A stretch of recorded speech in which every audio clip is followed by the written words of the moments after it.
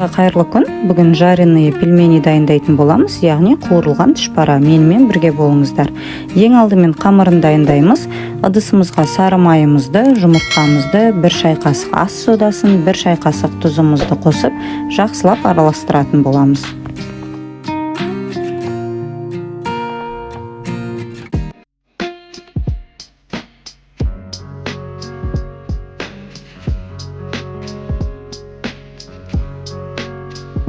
Үстіне ұнымызды қосып, қамыр илейтін боламыз.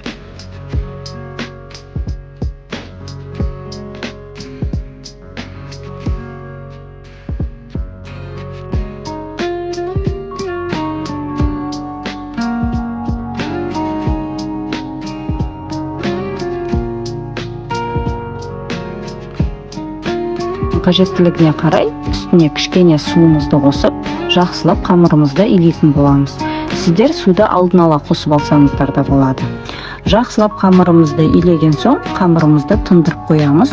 Енді салмасын дайындауға кірісеміз. Өзімізге керекті мөлшерде картошканы алып, суға қайнатып аламыз. Қайнап болғаннан кейін жақсылап оны пюре етіп езіп алатын боламыз.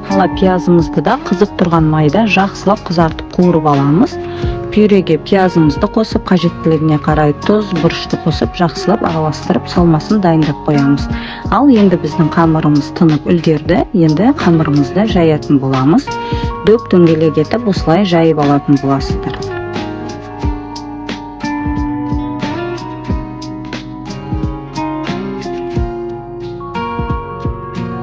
Қажетті мөлшерде жайып алғаннан кейін қамырымызды бір-бірінің бетіне қабаттастырып жасап шығатын боламыз.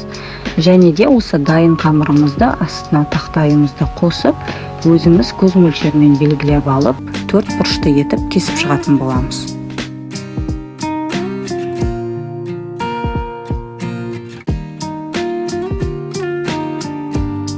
Қамырымызды ұзынша етіп жайып алатын боламыз. Барлығын жайып алғаннан кейін өзімізге керекті формада 4 бұрышты етіп кесіп шығатын боламыз. Тұтынатын 4 бұрышты пельмени сияқты дайындайтын боламыз. Бұл жерде артықшылығы ішінде картошка болады, және де оны майға қуырып алатын боламыз. Қамырымыздың барлығын жайып шығамыз, және де үстіне салмасын салып шығамыз, және де 4 бұрышты пельмениді қалай түйеміз, солай түйіп шығатын боламыз. Және де бұл жерде пельменді дөңгелек етіп те түйеді, менде бұл жерде 4 бұрышты түрі. Пельмендерімізді бір жайпақ ыдысқа салатын боламыз. Оның астына ұн сеуіп аласыздар, жабысып қалмау үшін аз мөлшерде.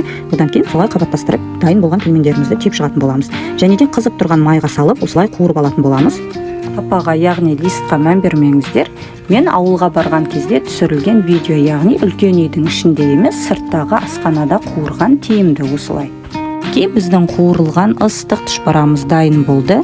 Сырты қытырлақ, өзі кішкентай, жегенге ыңғайлы, міндетті түрде жасап көріңіздер, сіздерге ұнайды. Видеоны соңына дейін қарағандарыңызға рахмет. Менің каналымның дамуына өз үлестеріңізді қосыңыздар. Сіздердің белсенділіктеріңіз мен үшін өте маңызды. Лайк басып, комментарий қалдырып, қоңыраушаны басып қойыңыздар. Маған тіркелуді ұмытпаңыздар.